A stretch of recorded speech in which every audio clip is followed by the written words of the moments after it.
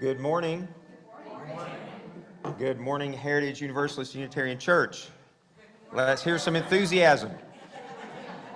You're kind of tired, I can tell.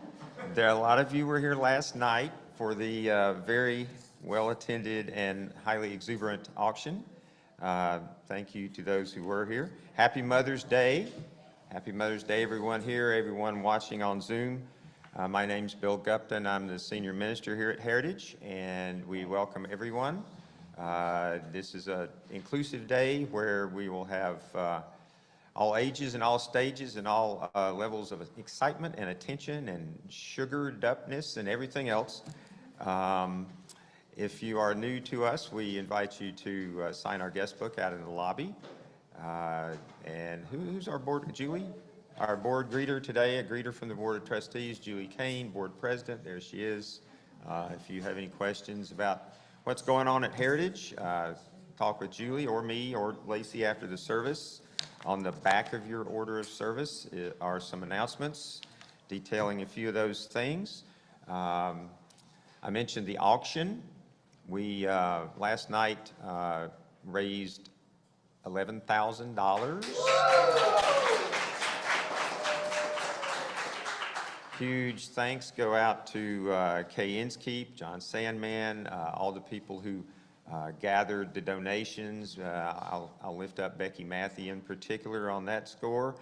A cast of volunteers who helped set up, run the Children's Carnival.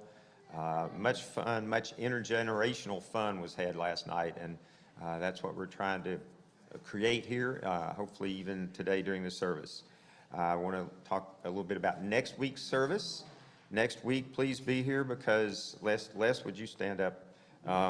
Our music director, Les Tacey, is retiring, and next Sunday is his last Sunday, so we're having a special music-centric service and featuring and celebrating Les and all that he's meant to us.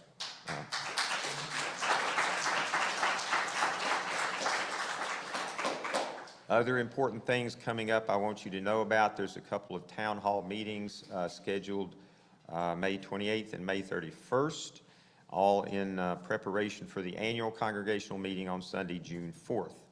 So much to talk about, much going on. I like the way everybody's has sort of seated more close to the front now. That's good. Way to work on that. And I see that a lot of people, I started to say a lot of kids, but actually a lot of people have brought their mothers today. So welcome all the mothers. I think Laci has something she wants to talk about in that regard. But before I give it up, I just want to say, please turn off your devices or silence them. And here's Laci. Good morning, all. For those of you who don't know, my name is Laci Adams. I am the Director of Lifespan Faith Development here at Heritage, and I will be leading our service today with Reverend Bill. I did just want to take this opportunity to make just an observation and an invitation to all of us. So this is an intergenerational service, so often we are used to having our kids here just for a short period of time, and then they leave and do some other exciting, fun activities without you. But as this is Mother's Day, and as we are celebrating the practice of mothering, and particularly as we are talking about revolutionary mothering, which we will talk about more, the revolution is intergenerational, right? And we know that in social movements, the driving force of so many social movements are our young people. So today, we're going to have an experience of being in worship with our young people. Now, that could mean a couple of things. They are more likely to get up and move than maybe the rest of us have taught ourselves to do.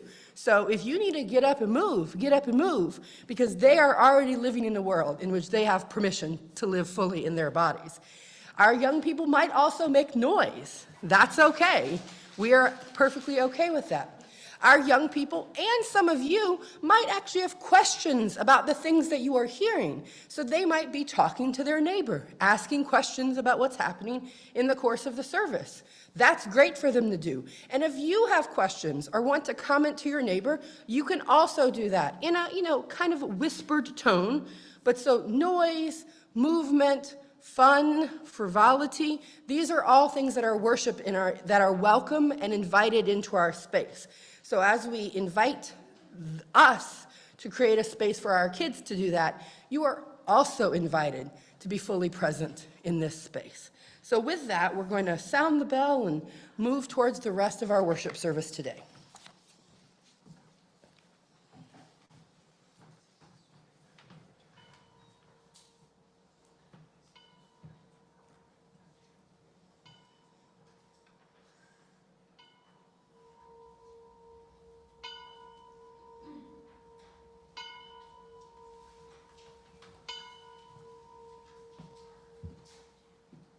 And here is your first opportunity to move, to rise in body or spirit, to move your lungs and your lips as we sing together our opening hymn, number 346. Come sing a song with me.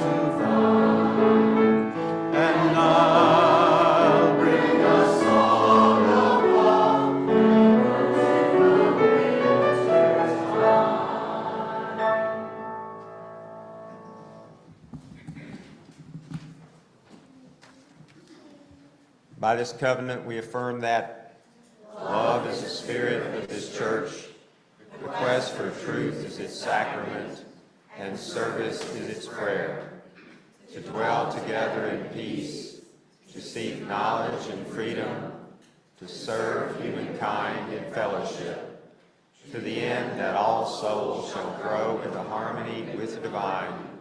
Thus do we covenant with each other and with God. We come now to one of the cherished rituals, you may be seated, in this community, candles of community. Through this ritual, we indeed create community. That's what was going on, okay. We offer an opportunity each week for joys and for sorrows to be shared with our congregation, for milestones in your lives to be lifted up, and for hearts to be opened and arms to embrace. If you have a joy or a sorrow here in the sanctuary, we'll ask you to line up along either wall and come forward, take a microphone from Laci. Laci will light a candle as you share your joy or your sorrow. I'm going to start with one particular candle. Okay. So we also light one final candle for the joys and the sorrows that remain in our hearts and spoken this morning.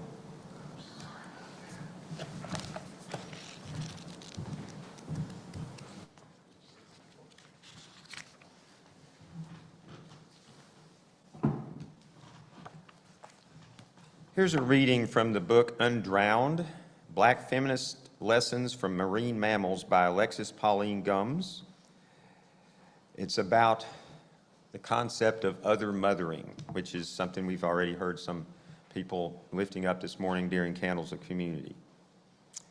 In 2016, Scientific Reports published a study about Indo-Pacific dolphin other mothering, foster parenting and adoption by dolphins, or what they call allomaternal behavior, and pointed out that this is not at all rare. As the authors of the study say, mothering by other than gestational mothers happens in every major mammalian taxon. It is that crucial. The adoptive dolphin mother they studied also lactated to feed the calf whose gestational mother had died. Why, the authors of the study wondered, do mammals do this when, as they put it, the behavior is costly? To them, it is unclear why an animal would invest its resources in this manner. But does that seem unclear to you?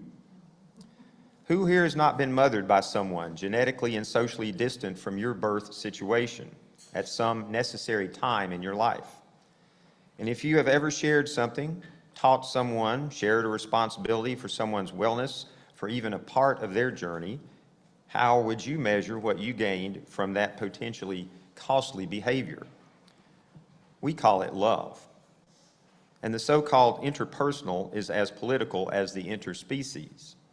At the 1979 Conference of Third World Lesbians and Gays, Audre Lorde spoke in her keynote address of our children in a very broad sense.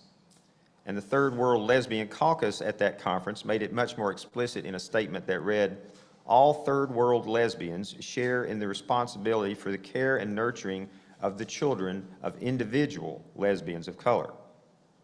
Around the same time, the Sisterhood of Black Single Mothers in Brooklyn promoted and celebrated what they called motherful family systems. And many mammals model what we call revolutionary mothering, not just humans, not just dolphins. So I see you, and I celebrate your animal investments, your keen adaptation, your offerings of faith, your mothering in moments and months and over lifetimes. You don't know how it all comes back to you. You know better than that. You simply want us to exist, and love is life force. Thanks, June Jordan. Thank you for loving me to excess. Thank you for being willing to waste so much time in this wonder. And for those who wake the wild, the mothering, willing, worthwhile child in me as well, you will never know how great the gift and how deep the well of thanks and how well you mammal me. Give praise, give thanks. And so now we come to the time where we share from our abundance for an organization outside our walls that is sharing in our principles, our mission, and the theme of our day's service. We have a very special sharing our abundance and offering this morning. I'd like to invite the Knights to come up and speak. And as the plates are passed, we'll be hearing from Aaron Walzewski singing a song by Bruce Bowden, who will also be accompanying that.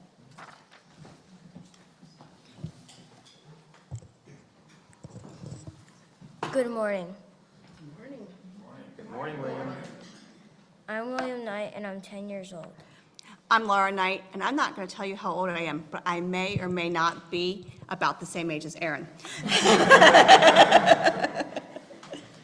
In honor of Mother's Day, today we thought it would be fun to do a mother-son joint announcement for sharing our abundance. As many of you know, each week our entire offering goes to support a nonprofit here in Cincinnati or somewhere else around the world that connects with our message for today. Today, our nonprofit recipient is Interparish Ministry, or IPM, which most of you know because of their food bank. And what says mom more than food? It's true. Moms and food go together like peanut butter and jelly. And peanut butter and jelly are both foods that are available through the IPM food bank to local families in need of some extra help to pay the grocery bills. But as a modern food bank, IPM offers much more than non-perishable items. They provide backpacks with food and personal items for people experiencing homelessness, fresh start kitchens for families moving into new homes from adverse situations, and pop-up produce markets with fresh vegetables and fruits like William's favorite foods, broccoli and green beans. I know you probably think my mom was kidding when she said broccoli and green beans are my favorite food, but I really do like them. And I'm not just saying that because it's written in this announcement. I also love chili and cornbread. By the way, but I don't think they have those in IPM pop-up markets. Your donations today for IPM will go to help people in our community get the food they need for healthier, happier lives. Your gifts will be greatly received.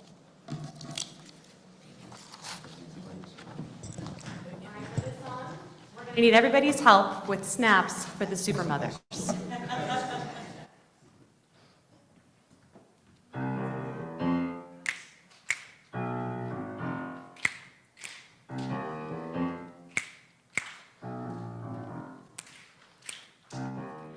I can change a diaper, I can wipe a nose, calm a kid that's hyper, I can press her clothes. I'm the referee, I can be the judge, call you my little sweet pea, give you kisses and hugs. I'm super mother, most powerful hero ever made. Marvel Comics never wrote about me. I'm super mother on a holy crusade. I'm the root, I'm the trunk that holds up my family tree.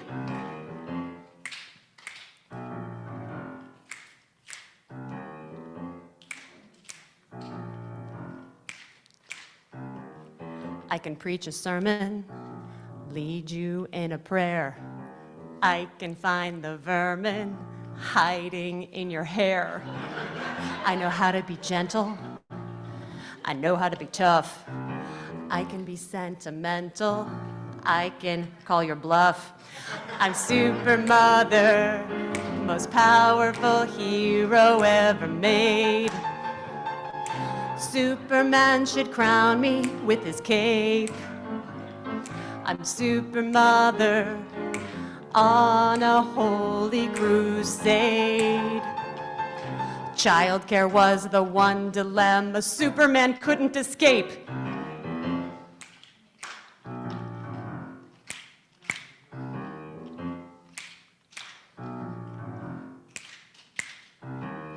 I'm a short order cook. I can barbecue, balance a checkbook, nurse you through the flu. I can be your chauffeur, drive you to the pool. I can find your loafer when you're late to school. I'm super mother, most powerful hero ever made. Inducted into the Justice League. I'm super mother on a holy crusade.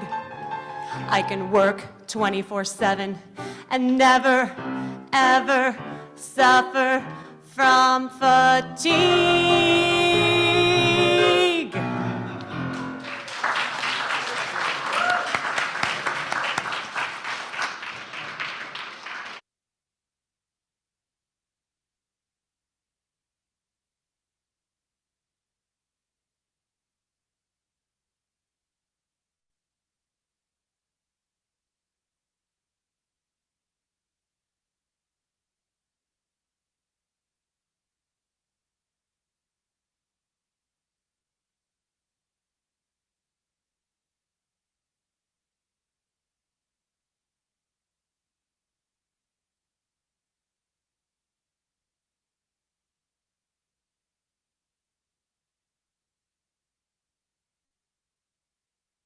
without my child insisting that he come forward. But as you might notice, he left because his favorite place in this church is the nursery. Or the sandbox. So I think he determined that he was going to go where he loves to be the most, and that is not in here, it seems. So our topic for today is called Embracing Revolutionary Mothering. And we are actually going to share a significant portion of the rest of our time after the reflection doing some activities that are based out of this book, Revolutionary Mothering, Love on the Front Lines. So in addition to the book that Reverend Bill read from, Undrowned, which I will highly suggest for anyone who has any love of the marine mammal world, everything I read in that book makes me profoundly intrigued and interested, and the reflections are powerful. This book, I've come to this book through various searches about other books around mothering, and we will do some activities based upon concepts from the book later. But I did want to set our frame a bit before we turn towards those more interactive activities. And I want to do that by making a few personal confessions, because I think that it matters. Where each of us speaks from, where we live from, it matters to how we imagine the world. And I make these I take these indulgences as a way of saying that I am appreciative that my life's perspective gives me one set of views of the world. And so I want you to know what those are, that view is, where I stand, and how that impacts how I make the choices that I make. You will stand in a different place. You might not actually agree with all of the assumptions I'm about to advance to you, and that's okay. But I want you to know where I start from, so that as we enter into this sort of intergenerational, inter-community engagement together, you have a sense of where I am. I have always thought, which I am sure that you have heard me say before, that I have always wanted to be a mother. Now, I grew up Cajun in South Louisiana. That is not a radical proposition where I'm from. Cajun women are mothers. It's a powerful thing. It is the most powerful thing you can be. And being a mother in my culture gives me a tremendous amount of personal and political capital in that environment. To not be a mother as a Cajun is a liability in that way. But it also means that mothers had families. My grandmother has been the head of my family for as long as I've been alive, certainly. And she was not able to have daughters, 3 sons, joy of her life. But she lost 2 little girls in pregnancy. And so my grandmother will call on my birthday, and she will say to me, almost every birthday that I can remember, "Laci, I just want you to know that you are the answer to 40 years of prayer." Because I was the first little girl born into our family, and so for her, she had done her work, and that there would be a matriarch of our family after she, went on to her reward, which she has not yet done. She is 90 and kicking it, But I was for her the culmination of what she had hoped for, because she knew that our family would be fine, because it would have a woman to lead it. And so to say that being a mother was a sort of a granted for me is true. But as I became more politically engaged, it came to me, right, that being a mother was most probably, other than being culturally expected, was also going to be one of the most powerful things I did in the world. That the act of mothering has the profound possibility of changing the world. Now, certainly for Ben, I change Ben's world every day. So, hopefully it's for the better most of the time. Not always in ways that Ben would like. But so in that way, the power of being in a mothering relationship is huge. But it also is world creating. And that I have the capacity as a mother to help to create the world that I want for Ben. And so that would be my second assumption that I come to today with. I believe that, like, as a mother, one of my primary responsibilities is making the most expansive world that I can for my child, and in my role, in my, professional role, for your children and for us together as a community. The act of mothering has the capacity to make an expansive world. And at times right now, politically, where forces would have us make a smaller and smaller and smaller world, the act of making an expansive, expressive, full and diverse world for our children is an act against forces that might otherwise limit us and limit the world.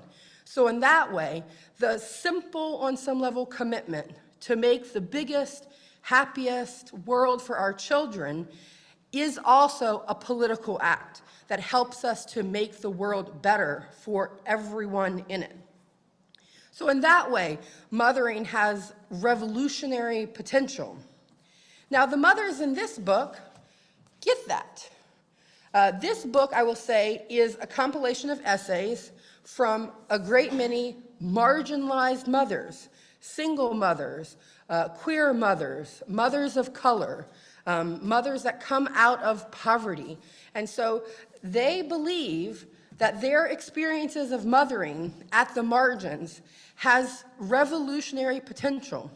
And some of that potential is about how they care for themselves and the role of self-care. Some of the revolutionary potential is about expanding how we think of mothering. Mother's Day can be a hard holiday, particularly to talk about from the pulpit, because not all of us have the best relationships with our own mothers. Anyone have that experience in the room? Not all of us are mothers in the gestational sense. Not all of us have birthed children. Many of us did not want to have that experience. And some of us raise children that we might not have a genetic relationship to. That is no less mothering than a mother that carries a child.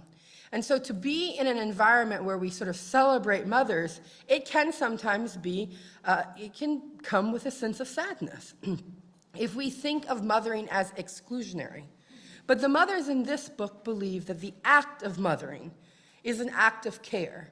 Care for yourself, an act of care for children, and an act of care for the world. And that when we do that work of care, and when we care for one another, when we care for our communities, when we care for justice, when we seek to do the work of caring for the world, in Judaism we call that tikkun olam, repair of the broken world, that work of repair, that is the work of mothering.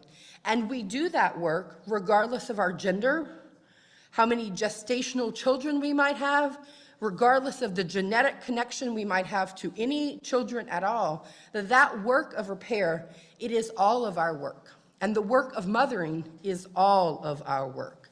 And that we need to celebrate that work together. And that we do that in intentional, intergenerational community. So with that, those assumptions in mind, I'm going to invite you into some revolutionary and fun spaces for, most probably, say, 15 minutes. Like, that's a lot of time for us to be able to explore. And so we have 3 stations set up around the sanctuary. So right here, you will see, I will move them to these front rows so that we don't have to worry about things falling down. But if you come forward into this station, this may be the most political prompt of them all. So we're starting here not because it's the most important or the least important, but just because it's the closest. The prompt at this station is, if children are our hope and poverty is violence, suggest a new plan. And there's space for you to write on this board or to draw. Not everything has to be about our written word, about what could be other ways of thinking about how we address poverty and what it means for us to think about the world in which we think children are our hope. So you can have that opportunity to come forward, to think about that, to write or draw your own responses to that prompt. In the back corner, the sign in the back corner says "Dream Together." One of the most revolutionary acts that we can do is to begin to believe that the world can be different. Hope, despair is the death of hope. And that, one of the things that I am often amazed by is when I am in community with other activists, particularly direct action activists, there is so little despair, despite being people who do some of the hardest kind of front lines, physical kind of direct action interventions. But because action keeps us in a place of hope instead of to get into a place of despair. Our dreaming is a balm to despair. We cannot imagine, if we cannot make a world that we cannot imagine. So I will invite you into conversation in the back. Talk to someone about your dreams for yourself or for the world. And try to do that intergenerationally.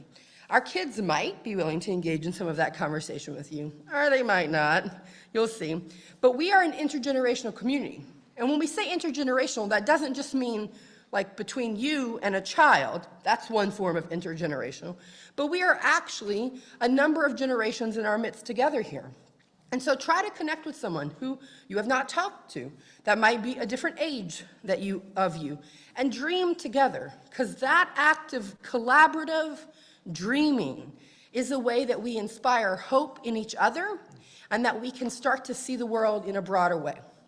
And the last station is here kind of adjacent to our tech table, and it's the Other station. And that is a hands-on craft station. There are stamps of different kinds of flowers, stems, buds, and things. There are stickers, and there are origami instructions. I invite you to add some sort of flower to the bouquet or to the poster, acknowledging an other than gestational mother in your life. So we can all begin the act of making mothering about how we care and how we've been cared for by lifting up not just our gestational mothers, but by lifting up the people who have mothered us. So you will have, like I said, I'm going to revise that. I'm going to say you're going to have about 10 to 12 minutes to do these. Go to whichever stations you want. Spend whatever time you want. I will give you a few minute warning so we know when we're about to come back together so that we can conclude our service together. So with that, for the folks who are on Zoom, we're going to offer you some prompts in the chat so that you can take advantage of these prompts as well. And one of our very wonderful young people is going to sign in and walk around so that our Zoomers can see the stations and see how we're interacting with each other. So in that spirit of radical collaboration and care, let us rise and find an experience in our sanctuary that helps you explore and embrace revolutionary mothering.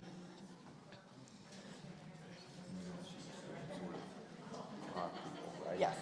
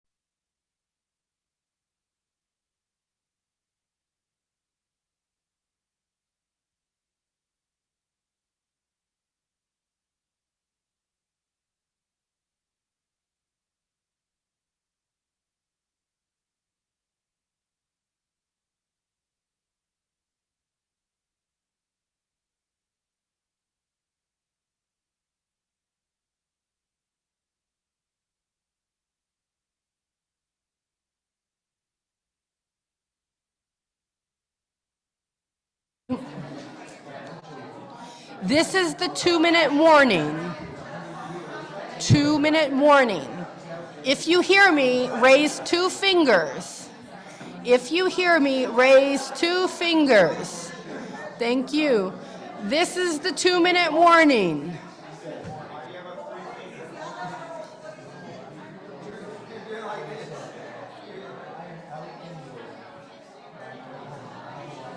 I do this with Ben. I'm like, Ben, touch your knee if you're hearing, if you're listening. He will get so into something that he will not, it looks like he is not listening. The chime will work. Yeah.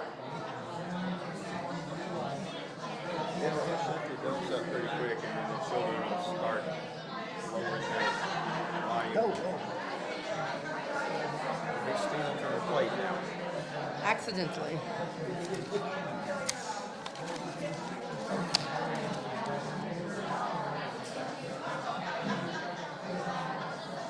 Let me give you a book back before I forget. Be aggressive with it, though.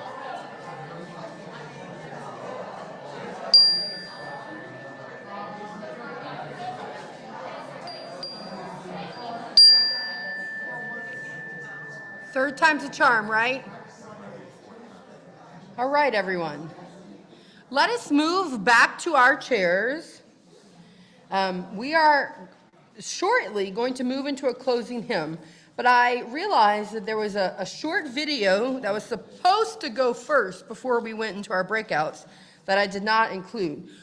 Is that, can we do that? All right, so we're gonna draw our time in this revolutionary birthing to a close with the following video.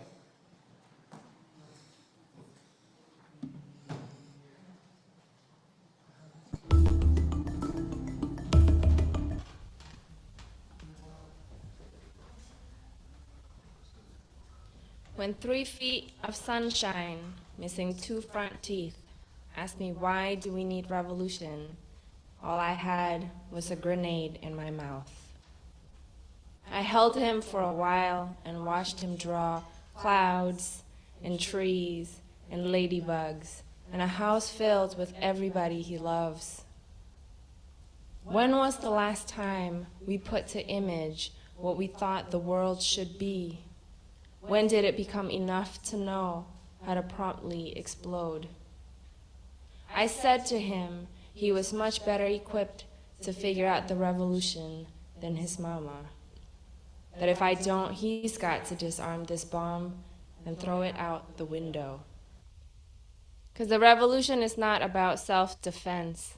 It's about self-creation. It's about seeing farther than the walls directly in front of us. And my 6-year-old has got a head start.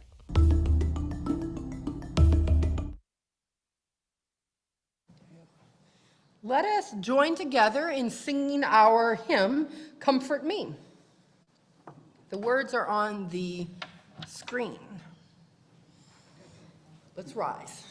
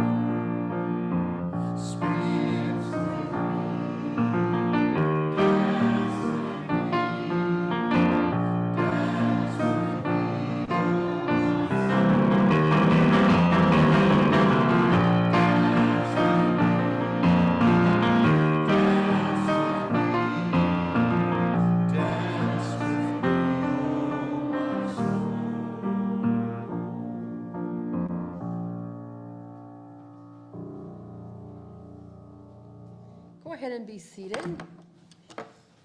I want to leave you with a charge from the Reverend M. Jade Kaiser.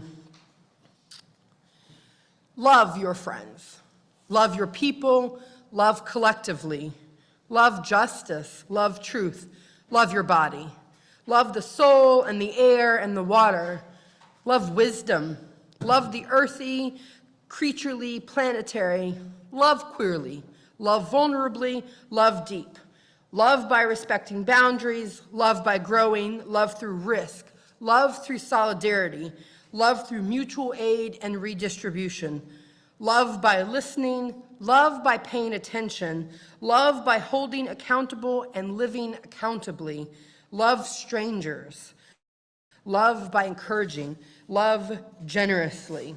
In whatever ways the practice of love are discouraged by forces of domination, ways that threaten our stability and make possible collective flourishing, love those ways the most. So that is our charge today on this day of mothering, that we might love in all of the ways that love is possible. With that, let us love each other in our benediction. Stand and circle up so that we might do our benediction together.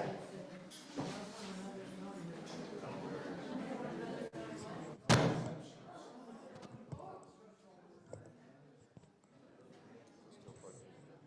think it's, hello, yes. Come this way, Louise. She needs the mic. I need the mic.